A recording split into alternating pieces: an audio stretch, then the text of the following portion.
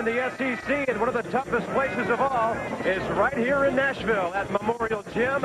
It's the home of the Commodores as their arch rivals, the Volunteers, come visiting from Knoxville this afternoon. Bob Carpenter and Larry Conley, welcome to another SEC Sunday matinee. And Kevin O'Neill, Larry, brings 7 scholarship players to town, but a couple of very good big ones. Well, Bobby's had a lot of defectors. A number of players are gone, but probably the 2 best he has are in the front court underneath. We're talking about Hamer and Whitted. Kevin Whitted is averaging 16 points a game in SEC play, 4 above his regular season average.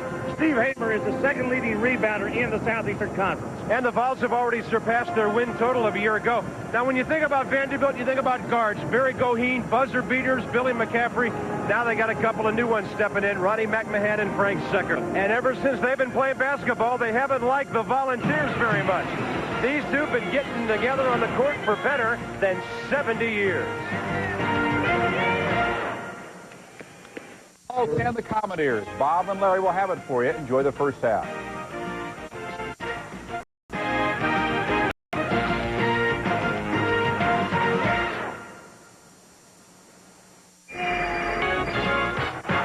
ESPN's NCAA basketball, brought to you by Chrysler. Form follows function. And by Advil, advanced medicine for pain.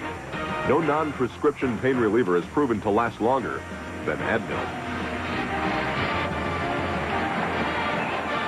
This matinee is SRO at Memorial Gym in Nashville. They love their basketball here. It's one of the more unusual settings for college basketball because of the building's configuration. The floor is up on a stage, and taking center stage today, an outstanding rivalry between these two. Shane Carnes is a guy we focus in on. He's the best shooter on the Tennessee team. Carnes out of Kingsport, Tennessee, a former All-American at Oak Hill Academy. Kevin O'Neill getting some of those good young players on our Advil starting lineup. Tennessee is 6-5. Vanderbilt with a record of 7. A couple of teams that like to get it done outside. But Tennessee is a little stronger inside than Vandy is. Of course, you had Chris Lawson here last year. Billy McCaffrey getting it done from outside. These guys have been playing since the 1921-22 season. And Larry, some of the early scores in this rivalry were like 16-15 and 20-18, things like that. Kevin O'Neill would love those kind of defensive numbers. You know, I asked him about that. I said, have you, at least in the short period of time you've been in Knoxville, got any sort of feeling for the rivalry involved between Tennessee and Vanderbilt? He said, no, not yet. He said, I've coached a lot of places, but he said, I know that I'm going to get the feeling for it because everybody tells me about it. There's Shane Carnes. And the Commodores, who last year tied a Vandy record with 14 home wins. As good as they've been on this floor over the years, last year they were better than ever. Chris Woods and company heading for midcourt. John Clockerty, Tom Lopes, and Ted Hillary, the SEC officials for this one today. Nice to have everybody tune in and watch us today. Chris Woods beating Kevin Whitted up in the air. Tennessee opens up man-to-man defense. Kevin O'Neill likes this defense. He calls it a containment defense. You won't see them out around the arc very much, but once you're inside that three-point line, they're all over you. Well, he may change that a little bit with this Vanderbilt club because they like to shoot that three, and they've got 3 guys in this lineup that can do it. Ronnie McMahon up strong, shot rims off, and coming up with the offensive rebound was Brian Milburn. Vandy's leading rebounder. He's the blue-collar guy. Sets the screens, does all the dirty work. 7 boards a game. Here's McMahon forcing it a bit from the left side. And finally stepping in there was Steve Hamer to take control. And you folks are tuning in who've never seen a game here at Vandy. The benches are on the ends, and it's something you need to be aware of. They're not on the sideline. 44, Kevin Whitted pushing off to receive that pass. That's the Vanderbilt bench down to our right. Tennessee way down to our left. Say one thing, the official who works the baseline gets an earful. Yeah, and they said the other factor is it's hard to tell where the coach's box is. They said the coaches can roam just about anywhere, and they do. A minute in. No scores so far. Vandy around patiently. Something in Tennessee, when they get back on offense, you see a lot of what they do. They are very patient on offense. Depend a lot on their defense. Shot clock down to 7. Little entry pass to Woods from Secker. And Hamer right there to stand him up. Oh, what a nice block that was. Only his 10th of the year. You would expect a guy 7 foot 240 to have more.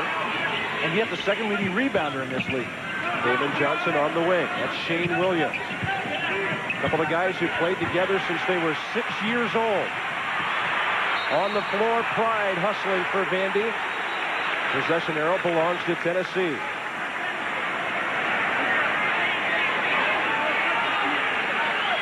As we look up at one of the 12 scoreboards they've got in here, you have a chance to decide what the score is. Very easy to look up and see. It's 0-0.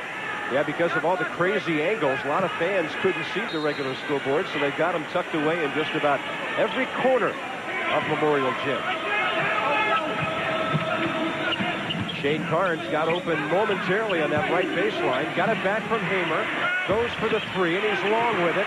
Rebound came out long. Good work again inside by Steve Hamer. Carnes a good shooter from out there. 2 minutes in, no score. McMahon, who's been so good defensively here throughout his career, nearly getting the steal.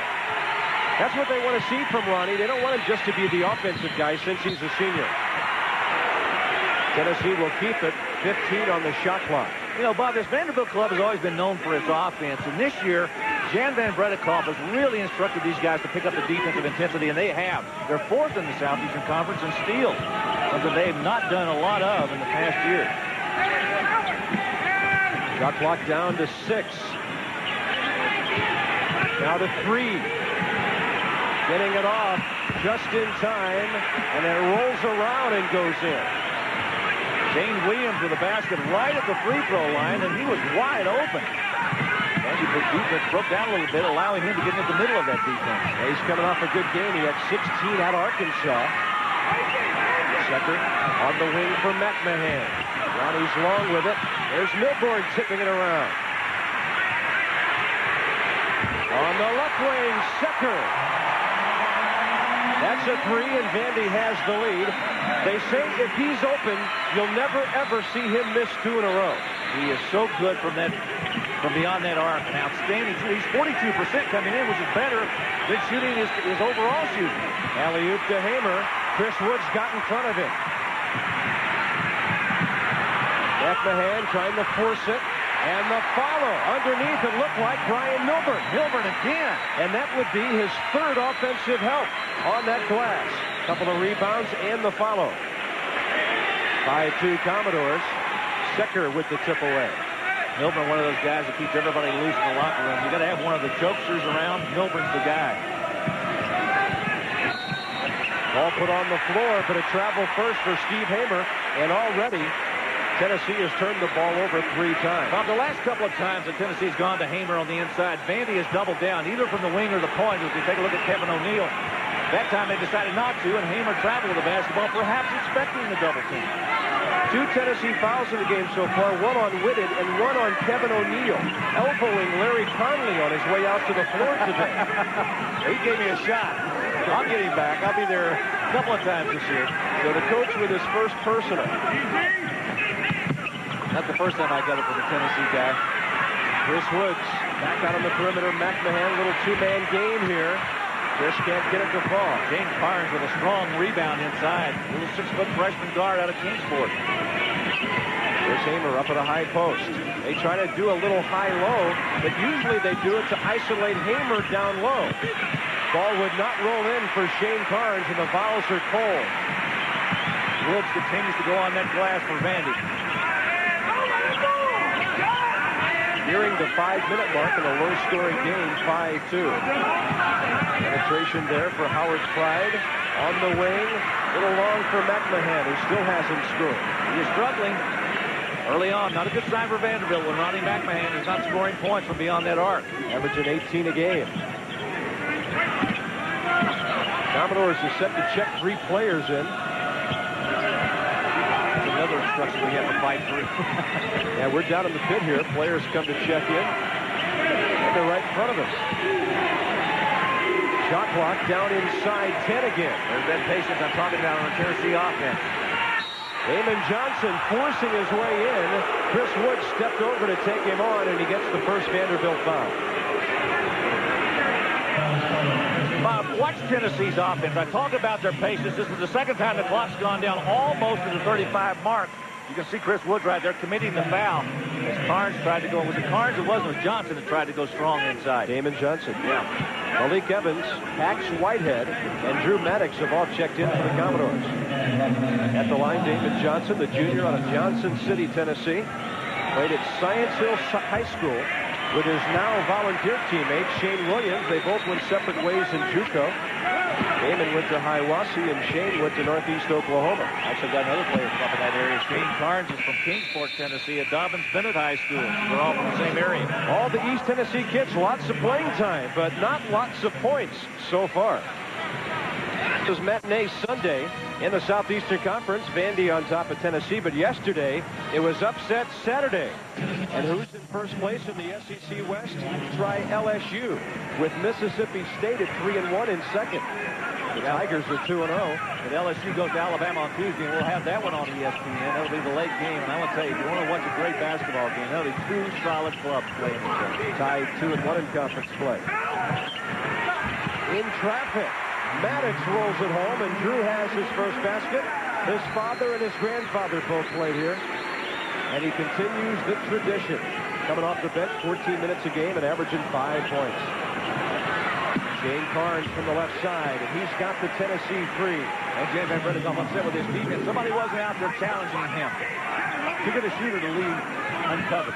Yeah, he had 17 against South Carolina in that win Wednesday night after failing to reach double figures 5 games in a row. This is Pax Whitehead. He was with Van Breda at Cornell a couple of years ago. Yeah, he sat out last year, had to sit out the mandatory 1-year sit out the NCAA makes you do. Now he's back in the lineup and playing well. Damon Johnson with the kick. He was Ivy League Rookie of the Year in '93. 11 points, 5 boards a game, 57 assists. But Whitehead's kind of an in-between guy. He's not small and quick enough to play on the perimeter for this team, and he's not quite big enough to go down low because they play so many people around the perimeter. So Pax comes in and just helps out any way he can. Ronnie McMahon set the check back for the Commodores. Off the inbounds play, Drew Maddox barely drew iron. So the Commodores lead 7-6. And the home team is only 2 of 10 from the field. Shane Williams handling the ball out front. Secker's trying to control him. They got it inside. Yeah, he looked a lot more assertive on that possession. About that time, Vandy did not double down. They didn't come with a wing player or a point player coming down, doubling him down on the defense. He had an easy shot. Secker trying to get the lead right back for Vandy. Whitehead missed an easy one after some good hard work by Chris Woods. Hamer doing good work off of that glass. I like the way these guys are rebounding. Tennessee's doing a good job tonight. Only, 7 guys, 7 scholarship players ready to play. Little two-man game, and Kevin Whinnard has his first basket. Former high school teammate of Michael Jordan. Secker, nice look inside, good ball movement. Whitehead fouled from behind, looked like Shane Williams was trying to get it. Well, we talked about Steve Hamer. He's averaging 16 points and 9 rebounds, and we've talked about the fact that he rebounds well. Look at this nice turnaround move over Chris Woods. If Vandy doesn't come down and really get after him inside, he's going to have a terrific day because he can turn around and shoot that short jumper. And man, only a junior. He's got another full year left. Chance to play a little bit, I think, later on if he can develop his game as much next year as he did this past year. And if you folks can see big number 11 right there with the basketball, that's J.J. Lucas with the soft hook that wouldn't go. His dad, of course, Jerry Lucas, the Ohio State NBA star. Hard work at midcourt. Whitehead dueling with Damon Johnson. There seem to be some famous sons, nephews, whatever. There's the man around here long enough at Vandy games. You'll see eventually a number of the stars, the people who've seen them perform here in the Nashville area. They'll all come to the Vanderbilt games. In fact, a lot of them have season tickets here. Yeah, we're told that Barbara Mandrell has 8 seats right behind us here. I've been looking all afternoon, Bob. What a travel. Drew Maddox on the travel. I don't think Barbara's here today. But a lot of other folks are. Now, there we are. We're down in the pit there. About as low as we can get. These guys sure look tall from down here, Larry. 8 minutes in. Tennessee 10, Vandy 7, a very low-scoring game. Vandy averaging 75 points a game. Tennessee playing tough defense, only averaging 67. But they're second in scoring defense in the league, and Kevin O'Neill teams always play great field goal defense. I think that says a lot about their club, the fact that they got so few people on scholarship that can play, and as good a defense as they're playing, to be able to be in that position to have those numbers.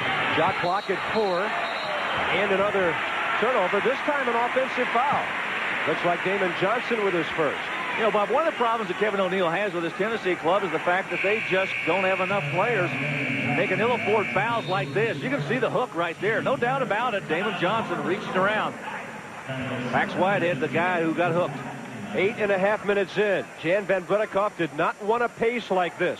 Tennessee slowing it down nicely.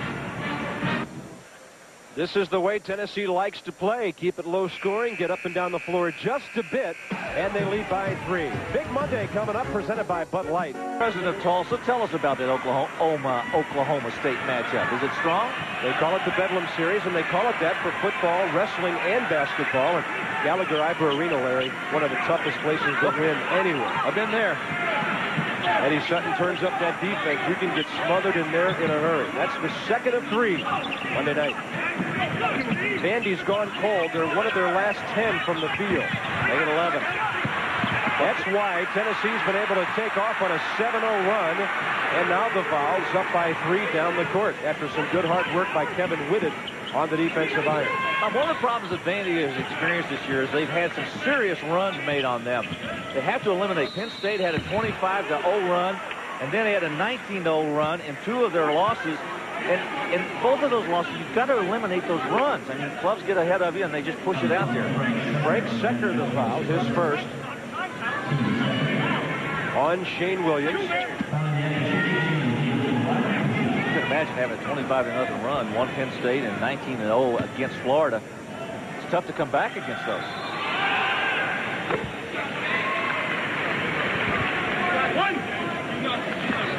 Now there's Kevin O'Neill down at the other end.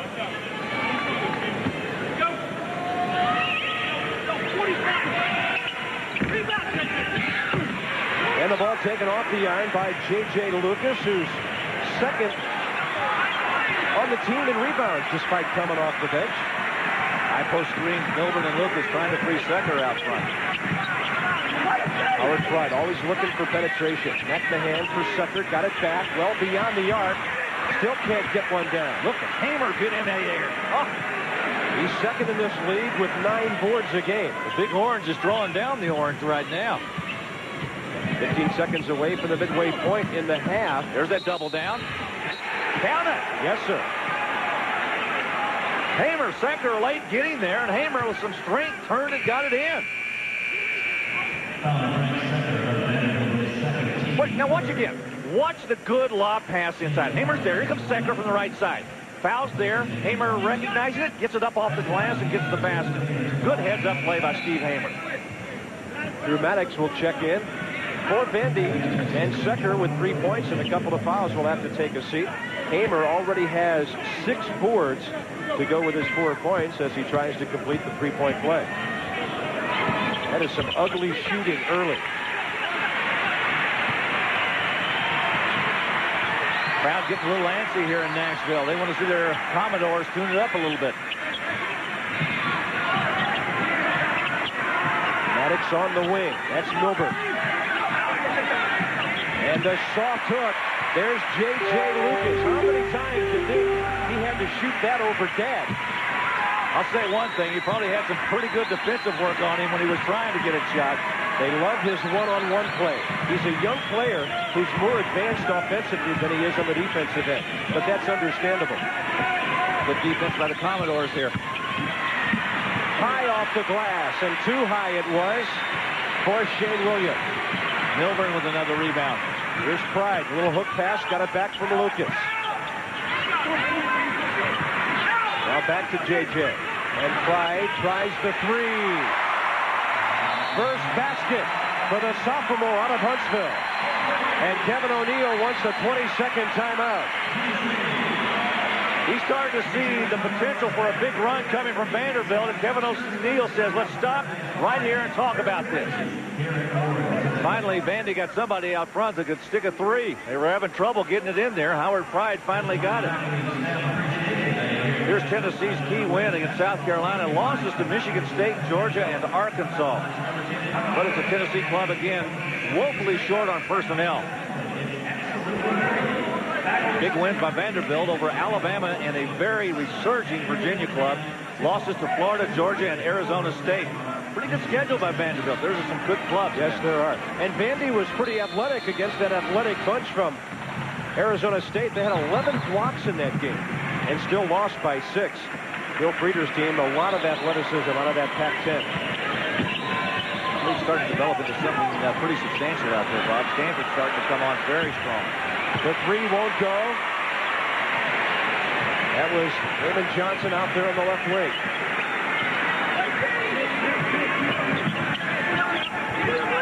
Tennessee playing good, tough defense so far. Vandy has really had to work hard for everything. Tennessee has extended that defense. They were concerned about the three-point shooting of Vanderbilt. I think Kevin O'Neal, while he likes to pack his defense back in, has had to extend it up to that arm to shut down that three-point shooting of them, and they've been successful. Yeah, they're only 2 out of 7. Lucas with the hook. Maddox has it. Draws the foul.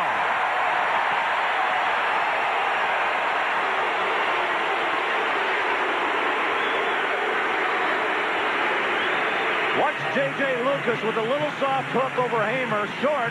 Watch Maddox work his way inside of Damon Johnson and get it back up and get fouled. No block out, and Maddox took advantage. Good move. He's got Vandy's last couple of points. He tries for the three-point play here, and he appeared to be on his way down when he actually put the shot up.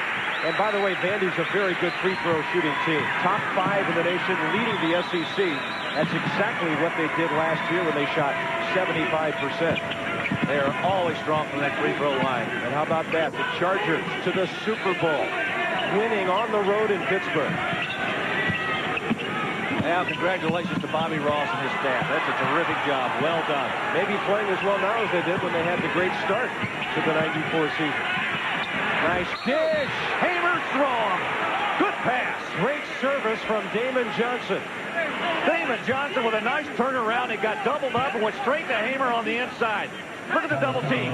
Hamer's open. The pass. The jam. The foul by McMahon. Good work by the Volunteers. That's a heads-up play right there. Nice pass. McMahon went right up for Hamer. No way he was going to stop that shot. This time Hamer completes the three-point play. He has 7. Tennessee hanging tough. It's a tie game. Just under 8 minutes to go. First half in Music City.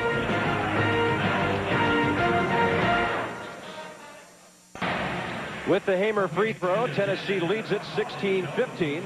A team that has to play a lot of guys, a lot of minutes. Shane Williams has gone the distance this year in 7 games. He's played 40 minutes. Take a look at the rest of the numbers down there. Carnes and Johnson both in the 30s, and Hamer at 30. I'd say it makes it so difficult. More than anything, Bob, makes it difficult to practice because you have to have a lot of walk-ons to go out there. And as Kevin O'Neal told me, he says, in practice, we do a lot of 2-on-2 work, a lot of 3-on-3 work because we can't go up and down. We don't have the competitive flavor we need to have to stick guys out there to put them up against walk-ons. And there's what you mentioned before. Coach getting to talk right to that baseline official during the entire possession. He's got Ted Hillary right next to him. Shane Williams with his second foul. Offensive rebounds, Vanderbilt. And Brian Milburn is the primary reason.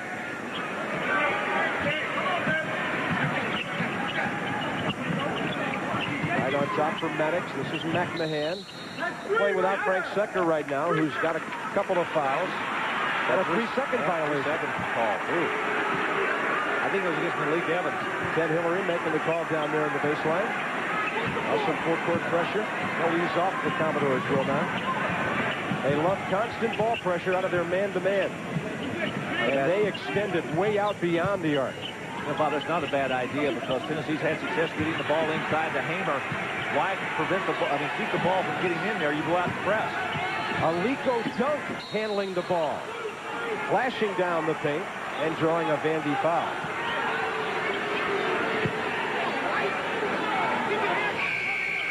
Watch this young man off the bench. Aliko Dunk coming straight down the lane. He looks for Hamer because he knows he has nowhere else to go. Got a push, a little shove. See who the foul was on. Frank Secker is back. Who was that foul on? You know? The foul was on Drew Maddox.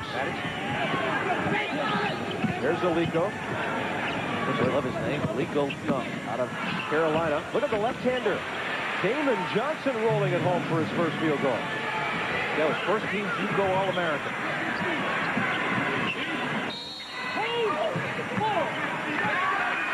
And a Tennessee foul.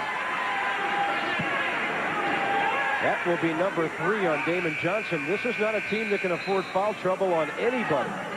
Kevin Whitted will check back in. Whitted, outstanding athlete, great shooter. So they really don't lose that much when they got to get the guard out of it. Well, McMahon again struggling from the field. Has scored nothing so far. Good entry pass again into the middle. But he takes a charge. McMahon's 0 for 7 from the floor, but he draws the offensive foul there on Aliko Dunk.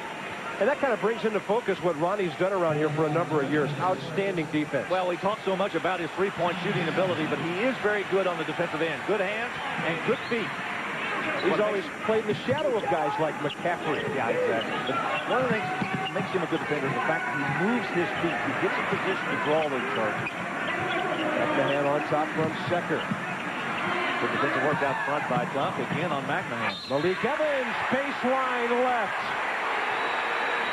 Bob, one of the cardinal sins in college basketball or pro basketball is allow a guy to go to the baseline. Watch again. Watch the move straight down to the baseline. You don't allow this guy to get in there. That penetration right there by Evans got him the basket. You've got to be able to get over there, and Whitted did not allow Evans or stop Evans from getting to that basket. And then Hamer had to commit the foul. Malik Evans was a small forward. Now he's a power forward coming off the bench. He's had a couple of good ball games. They love the way it's working in practice. He's Vanderbilt's best athlete. We just saw why a minute ago. Game tied. They've had a couple of ties and 4 lead changes in the first 14 minutes. Andy with pretty good pressure on the ball. Secker right now out front guarding Williams. Jumped down. Hamer wasn't looking for it. He thought Whitted was going to shoot the jumper. Kevin is a big man who's got that kind of range. Sometimes it's miscommunication. When you move the basketball, you got an open shot. I think Whitted expected to go up, and he looked down, thought he saw Hamer open. Hamer said, thought you were going up, big fella, and going to shoot it. 6 volunteer turnovers. And Vandy with a chance to go back out on top. There's Malik Evans again. Good look down to Maddox and a nice hook. And that's 7 for Drew Maddox off the bench. Their bench averages 29 points a game. You know, Bob, it's interesting that Maddox is getting all of his points inside. None of them coming outside. Yeah, and he's a 1-2-3 guy. He's a perimeter player. There's a steal. Here he comes again. A rare layup. Perimeter guys don't dunk. And a timeout by Tennessee. 5:15 first half. Maddox. The Volunteers by 4. Watch Malik Evans deliver the basketball. When you're covered, look for an opening. He did. He found an open man underneath, and Drew Maddox, who's getting it done on the inside offensively. But now watch what he does on the perimeter defensively. A great steal out front. Pushes the ball up the floor, looks over his shoulder quickly, and lays it off the glass.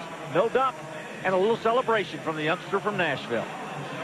Good Pasture Christian High School, where he was an All-American, a 3-time All-Stater. In this game, he's got 9 points, a rebound, and that steal. He had some quality minutes against Alabama. 10 points, couple of steals. One of those sparks off the bench. Think that'll make Dad and Granddad happy? Oh. Ray and Ed wearing the same number as his father did, number 45 here, when Dad Ray was a teammate of Jan Van Bredekoff, 71-73. And a 4-point Commodore lead as the Vols inbounded. 5:10 to go, first half. Chris Fowler's in the studio today. At halftime, we'll bring you up to date on a rather abbreviated schedule of college basketball, and he'll probably drop a little football in there for you as well. Howard Pride with a foul right there. He got the worst of that clash over on the sideline. Tried to go over and steal it, got banged in the head, drew the foul. Well, Howard Pride doesn't have that many famous relatives, but he does have 9 siblings. There was a struggle or a battle at that supper table, everything? Well, they didn't have to play 2-on-2 like O'Neal does. They could go 5-on-5. Rebound in the run for Frank Secker. Tennessee 2 out of 4 from three-point range. There's Malik Evans again. And this time he draws the foul on Kevin Whitted. And Kevin O'Neal's going to walk out there and pull Whitted to that baseline and say, stay right here.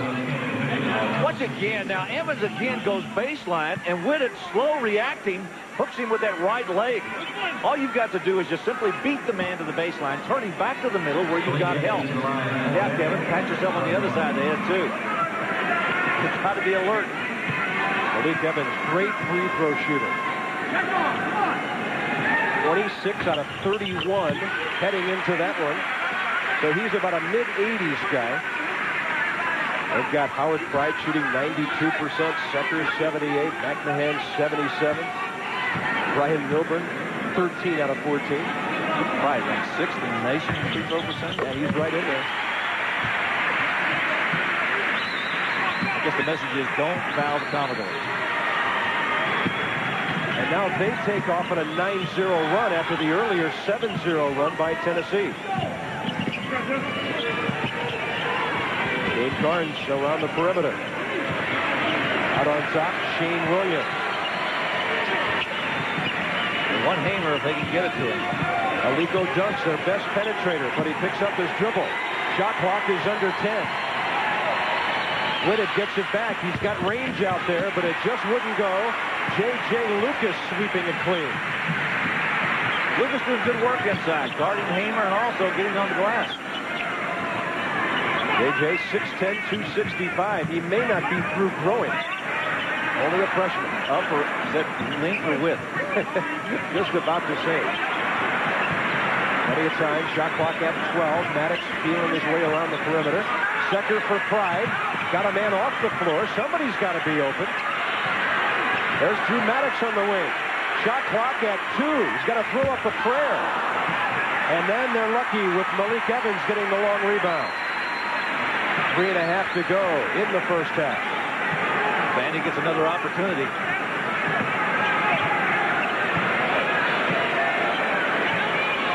Watch the alignment here. Down underneath. The screen, the pop out. Watch the corner pass. Not there. Look in the post. The hook to Lucas. Here comes the hook. Yep. He was stopped cold by Hamer. Commodores will have the jump ball.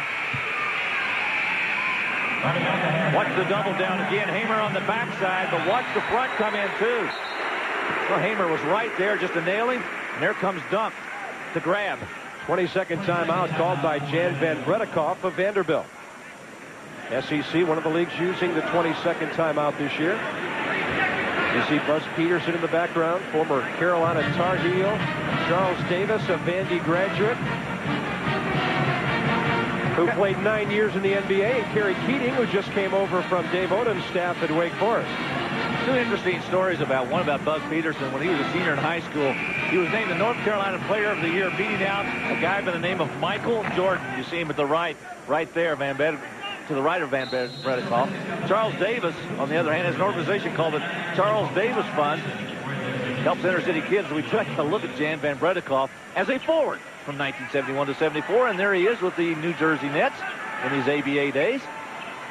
Last of 5 teams he played for: Denver, Virginia, Kentucky, New York, and Jersey. He was a SEC Player of the Year in '74 when the Commodores won the title way back when. And this is not that unusual. I mean, Tennessee doesn't have any bench scoring, really, because all their guys are pretty much their starters who play. Vandy on pace, though. There's Tom Lopes to go way over their bench average of 29 points a game. Around the perimeter, Pride. McMahon in the corner for Secker. When he's open, forget it. Did you see that left leg go back and get his feet underneath of him and get him established? Well, that is a play that Vandy has run for years. They get that guy open in the corner, and Secker can deliver the punch. Largest lead, Vandy by 9. And the drive by Shane Carnes gets a whistle. It'll be Howard Pride with his second.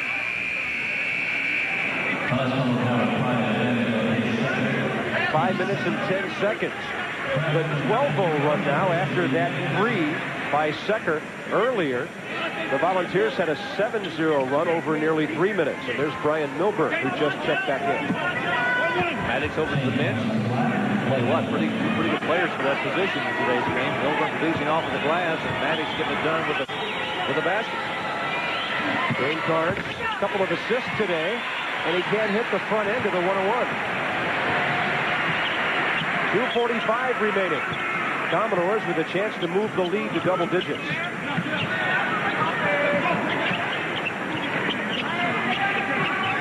There's McMahon, baseline left. Good ball movement by Vandy. Pride had a shot. He gave it up to McMahon. Yeah, he covered some ground, didn't he? But he just can't get the shots to go in.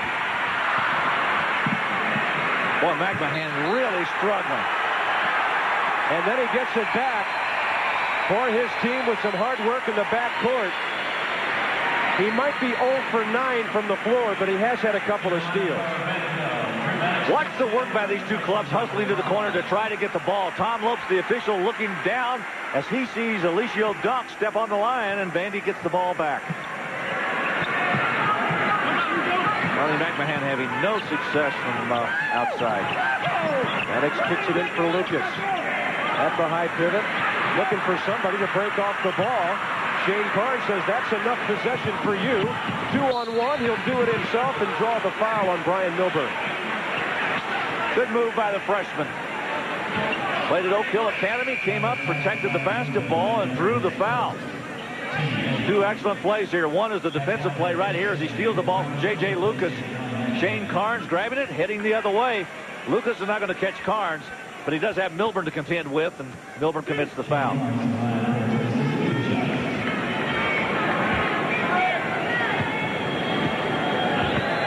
See if he can hit the front end this time.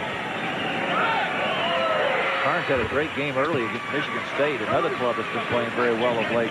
22 against them. Yeah, and in that game, he had 5 out of 5 from three-point range. He's a 41% guy from out there. Just a freshman out of Kingsport, Tennessee. And he's got them both this time.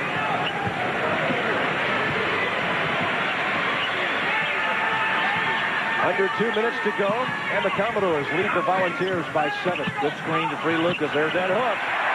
He's got a couple. I'm going to tell you what, Bob, he's going to challenge Dimitri Hill for the best hook in the SEC. It may not be a meat hook, but it's a good one. You just envision in the backyard somewhere, he and his dad going at it one-on-one playing. I can. They're on a cold winter's afternoon in Middletown, Ohio.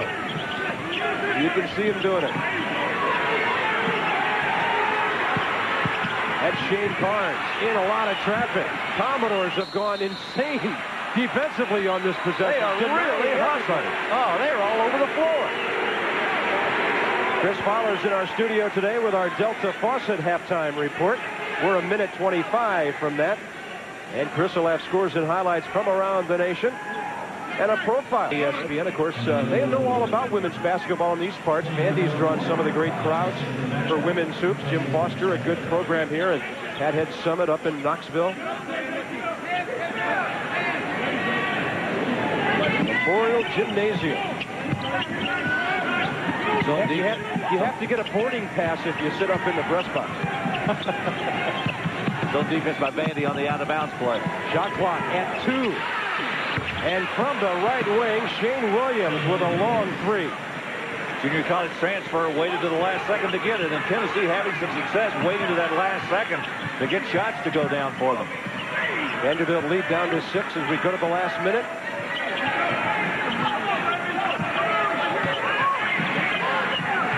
Maddox back to Milburn. They're trying to post up. Catch Whitehead down there. Whitehead much bigger and stronger than Shane Carnes, who's guarding. They got a big lineup with Lucas in there as well. And Whitehead shot well short. Trying to save it was Brian Milburn. Could not do it. Malik Evans and Ronnie McMahon will come in for the final defensive possession of the half. Well, so far Tennessee has hung out pretty well against the Vandy club that, with use of their bench, has forged to a 6-point lead. Going to give Kevin O'Neill a lot of credit for that. You've got 7 players that play. You got to utilize them in the best fashion you can. And that means knowing when a guy's getting tired out there, too. There's only about a 1.5 seconds difference between the shot clock and the game clock. Softly off the glass, Shane Williams couldn't get it down. Aligo Dunk got it back. Now there's no shot clock as it moves under 10. They take the shot early, and the 3 was missed.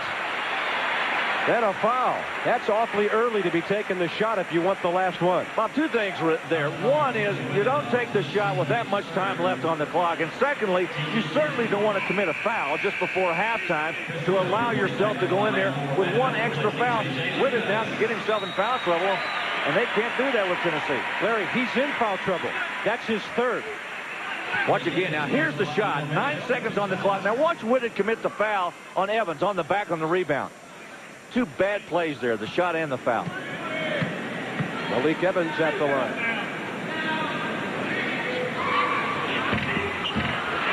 And the soft touch, spinning it home.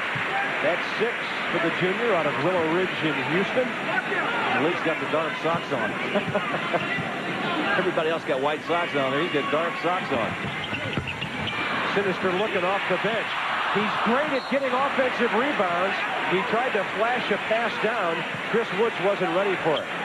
Volunteers have a chance for a final shot. They got to go 94 feet in 4 seconds. And the hanger will not go for Shane Williams. Vandy goes on a 15-5 run the last 7 minutes of the half, and they lead it 30-23. And Chris Fowler, a matinee in the SEC. It's sort of a grinder here in Nashville so far. Well, Bob, Vanderbilt fans wait all year long until hoop season to get revenge against Tennessee for the football embarrassment. So far, so good. They lead by 7 at the break. Coming up on the Delta Faucet halftime report, we will run down the other Sunday matinee. Side players, the front court players. And the 2 guys that really got it done on either end, one obviously for Tennessee was Steve Hamer. You can see him going back in as Ronnie McMahon commits the foul. On the other end, the freshman from Middletown, Ohio, J.J. Lucas, the son of Jerry Lucas, takes the nice bounce pass, and he's got a nice soft hook shot, something the rest of the SEC will be looking at for the next 4 years.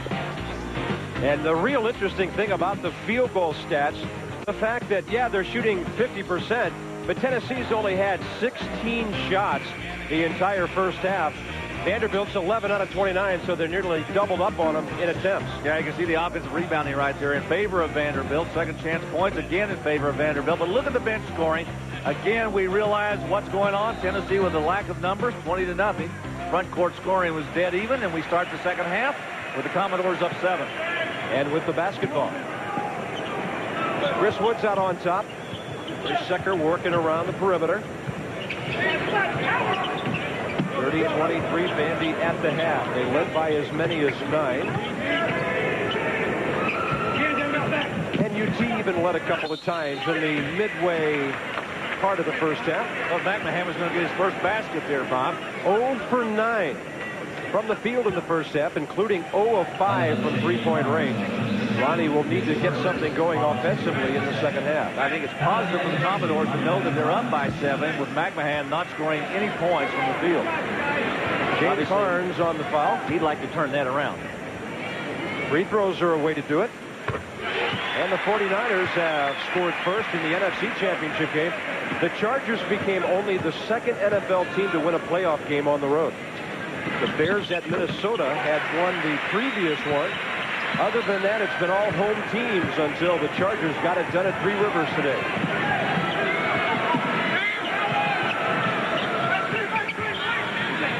See again, that good patient, good lob inside to Hamer. And he's big enough to catch it when nobody else was. Well, that's the kind of offense I know that Kevin O'Neill would like to continue if they can get the ball to Hamer. Vandy double-teamed him a lot in the first half. Hamer 9 points now to go with his 7 rebounds, an assist, and a block. Underneath, Woods working hard, and Hamer on his back. That'll be his second. Hamer tried for the block. That was the defense. Watch the offense. Nice lob right here. Now watch the catch. Got it up over Woods' head. You see the Vandy players converging, but it's way too late. And he's smart not to bring it down. Had he brought it down, he'd have been in trouble because he had two Vandy guys right in his lap. Chris Woods, another Commodore who did not score in the first half. Yeah, Woods. He has the point to go with his rebound. Out of the St. Louis area, Francis Howell North High School in St. Charles. Ball tipped on the offensive end there by Brian Milburn, but the Volunteers came up with it.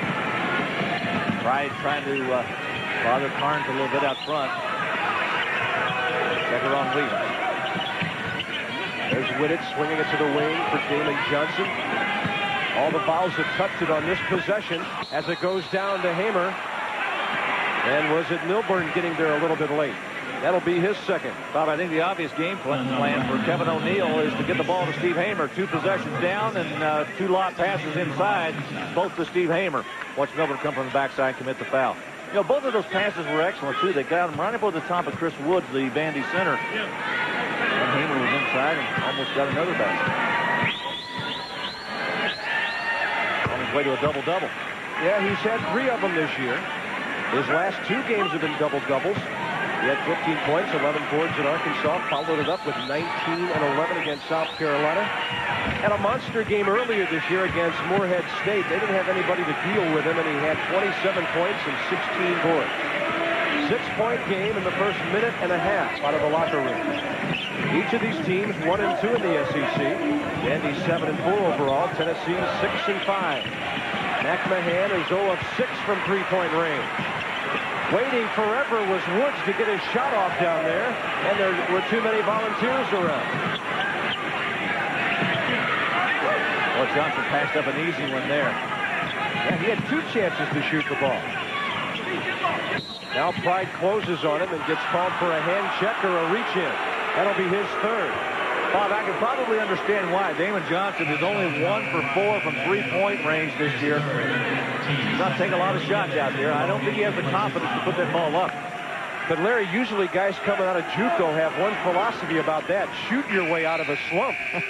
Most of them do. They're not guys standing around waiting to pass. Maybe the influence of Kevin O'Neill, you know? Some coaches can get you, put that bridle inside and pull you back and say, we're not going to let you go any further. It's the way you're going to play. Drew Maddox, the man who checked in for Vandy, and a good deflection there by Maddox, who had 9 points, a rebound, and an assist in the first half. And that steal. Get it on the wing for Johnson. Heyman looking for the entry pass. Hamer forcing his way in. The left-hander wouldn't go for him, and Maddox pulled it down, and he was fouled. I think Whitted just got his 4th foul. That is big trouble for Tennessee.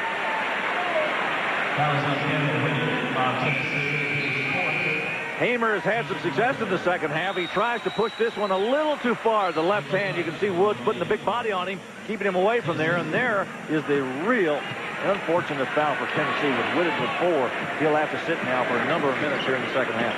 Yeah, maybe a big number. 17 minutes and 52 seconds remaining when he drew that 4th foul. Great look underneath.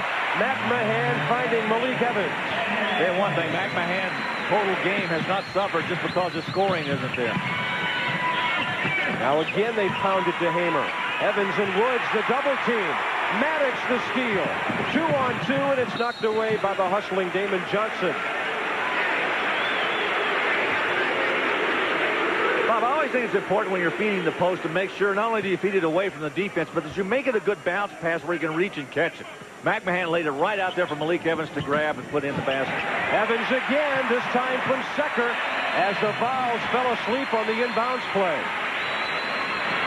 10-point Vanderbilt lead in the first 3 minutes of the second half.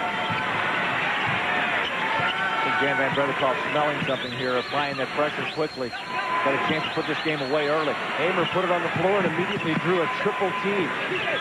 They've got to get something from the outside. We know that's not their forte, but they've got to get something. Chris Woods blocking Aliko dunk. 4-on-3, Secker. Woods way up there, and he draws the foul.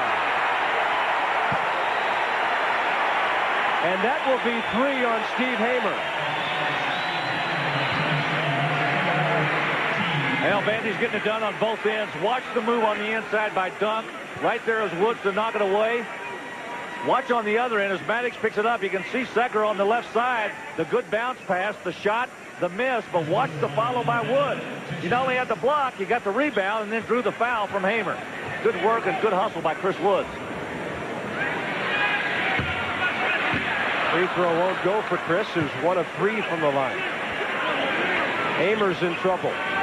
Whitted's on the bench with 4 fouls. Kevin O'Neal is shorthanded. What that does, Bob, it puts a lot of pressure on him. You're right about having to do everything on the inside because he has no help now. There's no one of any size in there to help him. Fans are screaming. They thought Hamer was in the lane even before the shot was released. And we've got a foul. You know, we talked about depth and the lack thereof that Tennessee has to deal with. Kevin O'Neal, and I think this quote says it all. If he keeps getting more fouls in this game today, he may have to call Philip Fulmer and get some defensive linemen to play this game. I think he will avoid the swimmers and the skiers, though. Chris Woods on the last foul. He'll take a breather. Volunteer football team finished the season in great fashion. And you heard Chris Fowler mention what they did to Vandy on this campus, a block from here. The last week of November, it was 65-0 in football. Jerry Donardo's last game here before he went to LSU. Great drive, Aliko dunk, and some of the Tennessee folks told me, Larry, their goal today was to outscore the football team. I'm not sure they're going to make it. Secker, Vandy will. He's got 3 threes, and they lead by 11, 16 minutes to go. Secker is 4th in the Southeastern Conference in threes made per game, right on his average. Dane Carnes. Entry pass, working hard, Hamer, and a foul drawn. Hey, something else, Bob. Vandy keeps that streak going along with 3 other colleges in the country for having made a 3 ever since they made that rule in '87. As you watch the Tennessee offense, good bounce pass to Hamer. You can see Lucas right there trying to guard. Pretty good maneuver around the wide body.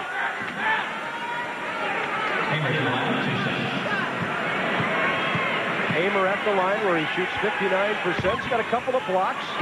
That's his 12th point of the day. Out of Grand Junction, Tennessee.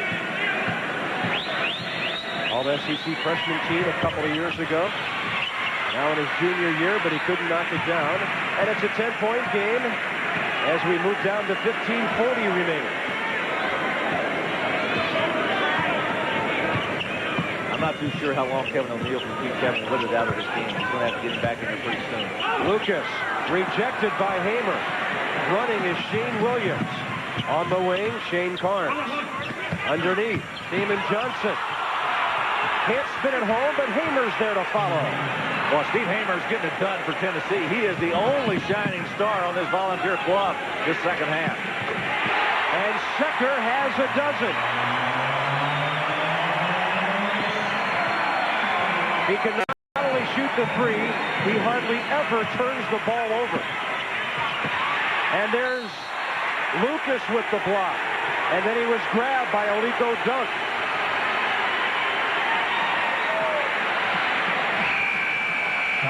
J.J. Lucas, 6'10", 265. Fouled by a 6-footer. And Vandy is getting it done. So's Hamer.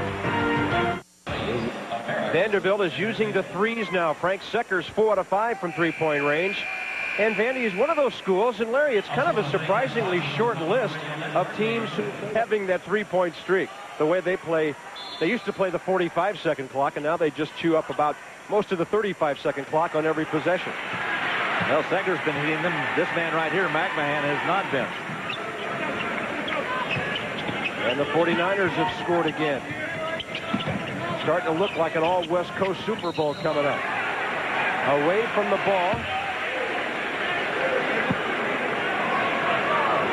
It looks like Howard Pride. No, can't be him. The referee signaled 1-3. There's no 13 on the floor except for Howard, and he's not in the game. So I'm guessing it might have been Aliko Dunk, number 12. And that will be his third. Lucas, strong inside move. Nice pass by Secker. That's a half dozen for J.J.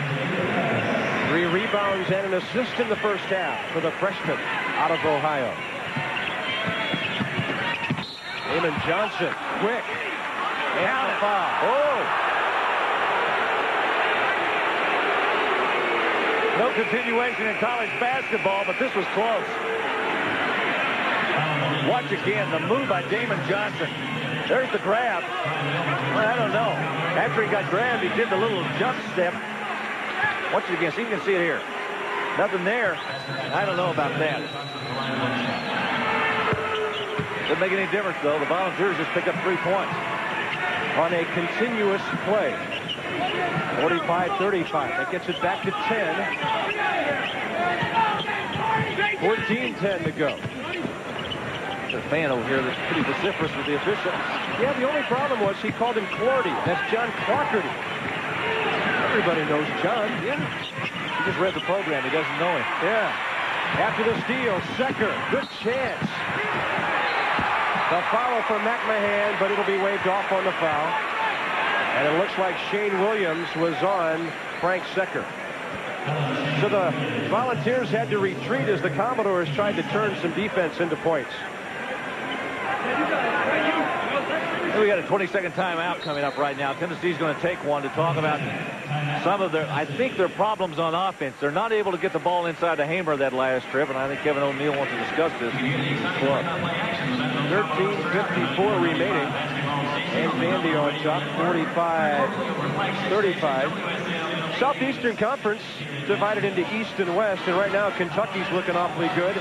They didn't look that great in winning yesterday, Larry. A little lethargic when they beat Georgia, but it was a big win for them. Yeah, they really did. Rick Pitino didn't even show up for his radio show afterwards. He said, I don't want to say anything bad, and I didn't see anything a whole lot good in that game we played yesterday. LSU 2-0 up on top.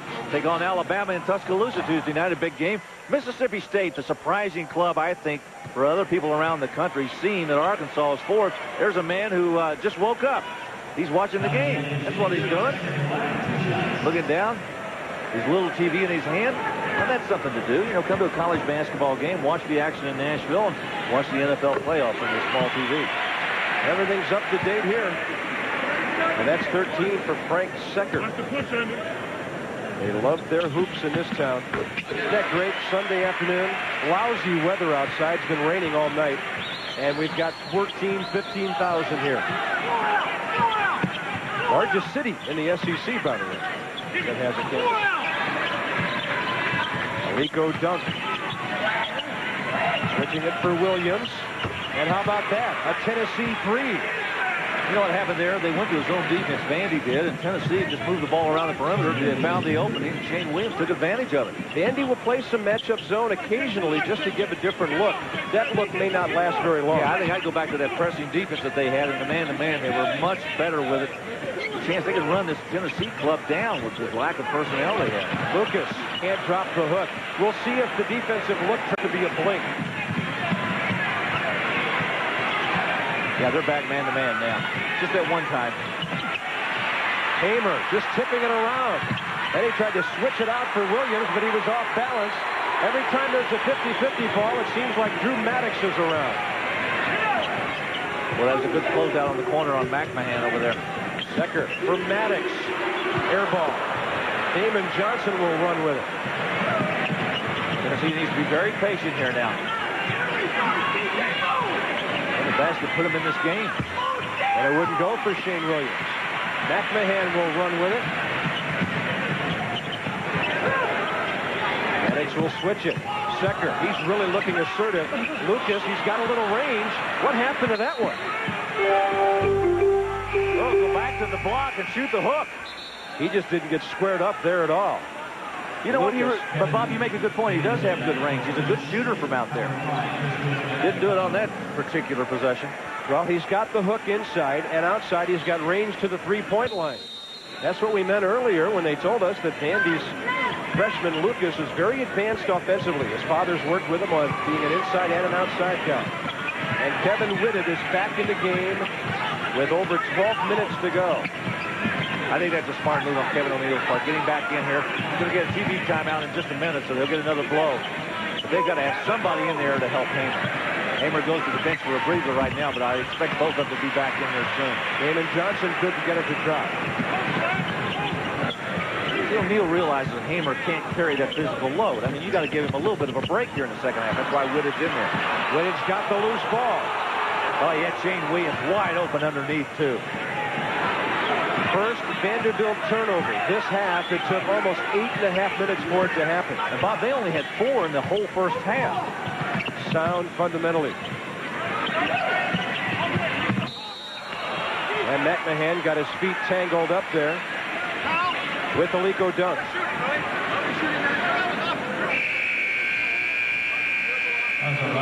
McMahon with his second foul. You see Hamer on the bench getting a breather right there. Whitted trying to come over to set a screen, and McMahon just tripped him before he had a chance to get to the screen. And the officials timeout, 11:27 to go. Some much needed breathers on that Tennessee bench, and they're still in it, only down by 9. Bill leading by 9 with 11:27 to go. These two schools also great names in women's college basketball. And the Vols will take on number 2 Connecticut. That's a special edition of women's basketball for you tomorrow on your holiday at 1 o'clock Eastern time. Number 1 Tennessee, number 2 UConn, Lobo and company waiting. That should be a dandy. And Kevin O'Neal hopes to get the men back up into that status someday. Larry, he's a guy who can get it done. He's done it before. Well, he has, and he did it at Marquette for 4 years. Took over a program there that was not as much a disarray as Tennessee's was when he came in. Certainly, he's had the opportunity to take one program and build it up. He did. Took that Marquette club to the Sweet 16 last year, beating Kentucky, in fact, in Knoxville to get to that Sweet 16. Yeah, Doug Dickey, the athletic director, had to sit and watch that happen on his own floor. A little bit of local pressure mounted to hire the young man from Marquette. And he did. And the 49ers up by 3 touchdowns now. Interesting, too, that Kevin O'Neal was interviewed for this Vanderbilt job before Van Bredikoff got it. Pulled himself out at the last minute and decided to stay at Marquette. Shane Barnes way out there. 8 for him.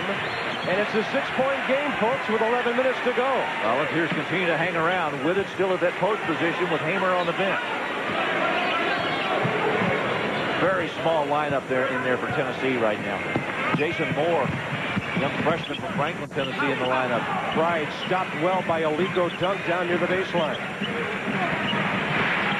Vandy without any points for the last 3 minutes. And it'll extend for another possession. Jason Moore is out there, a seldom-used freshman for Tennessee. That's him with the ball right there out of Franklin, Tennessee, where he scored better than 2,000 points. Whitted, strong, too much so on the turnaround. Yeah, he's got to be very careful. He went after that ball like he was getting ready to go get it, and he said, "Nope, I got 4 fouls. I'm going to back off." Pride trying to hook it down. Volunteers had the big fella, Malik Evans, outnumbered. Great job defensively by the Volunteers that time. They surrounded that basketball. They hit a shot here. Things really get interesting. Ronnie McMahon is set to check back in for Vandy. Hamer is set to come back in for Tennessee. Way out there. And the 3 rattles home for Shane Carnes. He's their best 3-point shooter. Now we've got a game. They are nervous in Nashville. A 12-point game is now down to 3. Alley-oop to Evans. On the floor once and off the glass. Good double team. Didn't do any good. Evans, very strong power move to the basket. And Malik, their strength off the bench, stopping a 9-0 Tennessee run. Well, we're looking at McMahon getting ready to come back in for Vandy, and Tennessee's getting ready to come back with Hamer.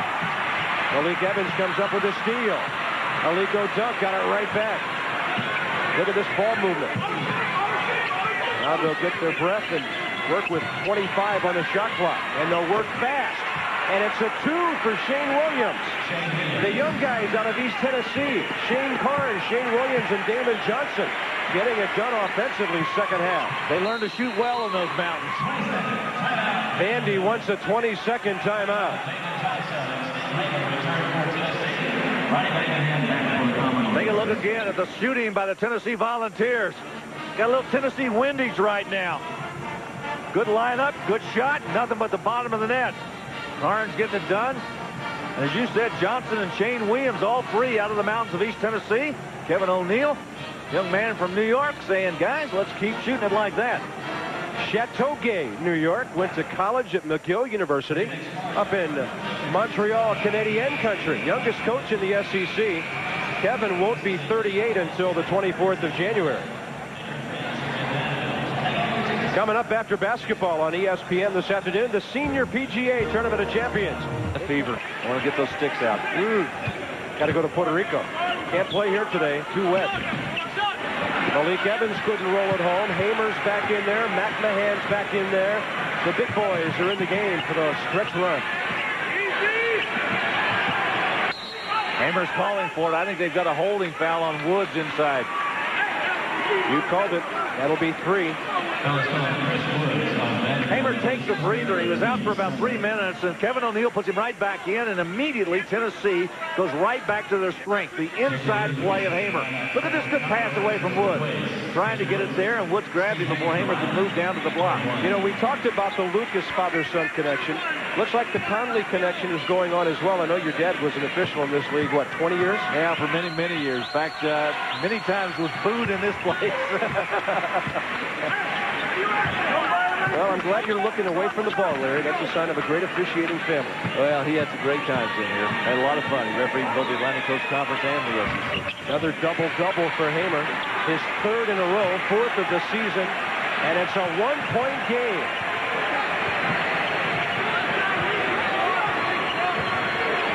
Tennessee outscoring Vandy over the last 5-15, 10-2. There's Lucas posting up, and the hook. You know what? You can almost say that's automatic, and Hamer's got to know that. Lucas likes to turn, go to that baseline, and shoot that little baby hook. That baby hook's got 8 points off the bench. Commodores by 3, under 8 minutes to go. Look at the drive. Damon Johnson kept alive momentarily by Hamer. Commodores are running. McMahon, Secker, Evans, blocking foul. It'll be on Damon Johnson, who couldn't finish at the other end. That'll be his 4th. John Clockerty had to lean over and look down to see who it was that committed the foul, and it was Damon Johnson. As you see McMahon come down with the basketball, good bounce pass to Secker. McMahon stands, waits, and there's the move. Good job. Good call by John Clockerty. And Malik Evans back to the line. Malik's had some good games off the bench lately. Had 7 against Florida, 9 against Georgia. And he's got a dozen here today. That was the North Atlantic Conference we checked in on there. And Malik Evans, very good free throw shooter. 83% coming in. Oh, look at Malik Evans' socks right there. I mean, how many people around the college basketball scene do you see wearing short, dark socks? Probably see more now. He's got some ankle braces under there, but he looks pretty strong and athletic right now. He's got 14. Commodores by 5.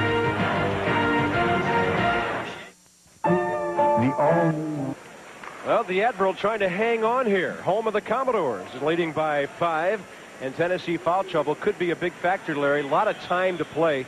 Half of the roster is in big trouble with 7:47 left. Well, you take a look at those 5 guys, 2 of them with 4, Whitted, Johnson, Hamer, Dunk, and Williams, all with 3 apiece, and they've only got 7 guys available to play.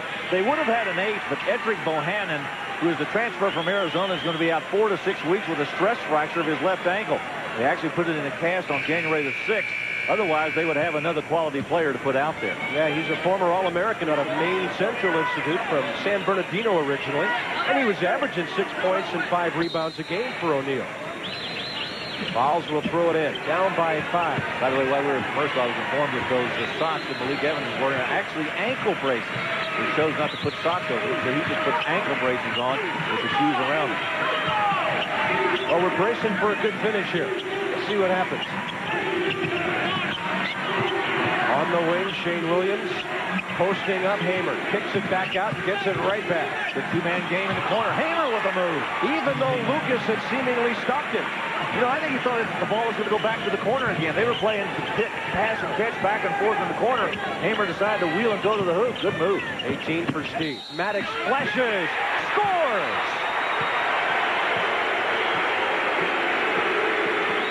Maddox with a strong move. Watch Hamer playing catch in the corner this time. Look at the corner move. Nope, I'm going strong with it. Up and in. He had a wide open Damon Johnson on the other side. Didn't throw it to him. Steve Hamer doing a good number down inside on that block. Another foul with 4 fouls. That was number 4 on Aliko Dunk. At the line, Drew Maddox. So that gives them 3 players with 4 fouls. Yes, sir. They've got to keep Hamer away from that fourth until the last few minutes. Commodores by 5, 7 minutes to go. Well, now this is where Tennessee really has to show patience on offense. Just as I say that, they go strong to the basket. Look at Hamer. Look at Hamer. And a foul. Steve Hamer all over that rim. We said patience, forget it. Shane Carnes strong to the basket. Watch 21 Hamer follow this up. Foul and the basket. Steve Hamer strong. Oh, that's good stuff.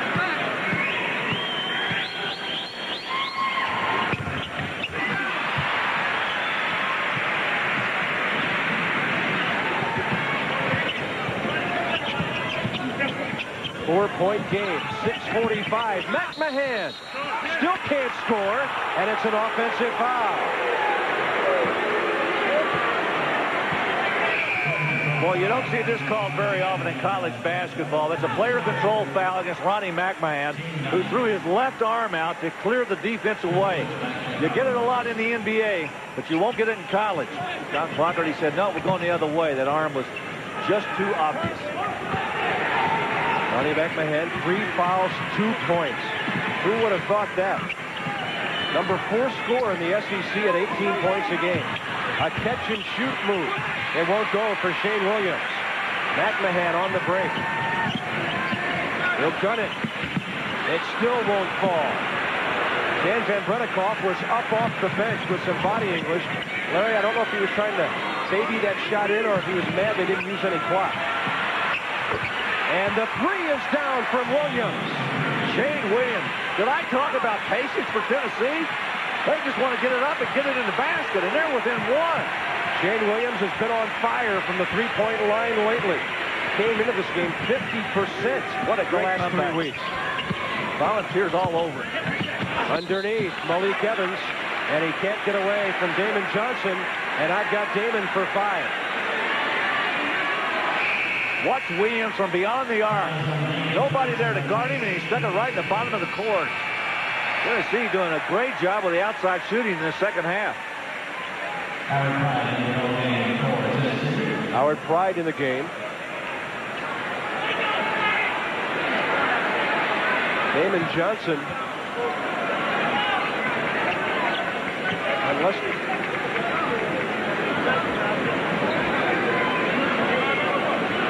5 fouls. They've got 30 seconds to replace him. Damon Johnson still has not taken a seat. You know, Bob, this rule used to be 1 minute. They used to give you a full minute to replace the player, and the coaches took full advantage of it as a timeout, so they reduced the time back to 30 seconds. And again, a guy that the Volunteers don't use very much. Jason Moore is in, a freshman from Franklin, right in this area. A former top 3 finalist for Tennessee Mr. Basketball honors. He's a guy who can shoot, spotting up a bit. Normally doesn't play more than a couple times a game, but I need something from him down the stretch here. Well, when you got a club like Tennessee that's got as many foul problems as they've got right now, and limited amount of personnel, they've got 6 guys left to play. Got a few walk-ons over there. Malik Evans with his 15th point. They've got Paul Birch, a walk-on. Eddie Ball, a walk-on. Not having Bohannon really hurts him.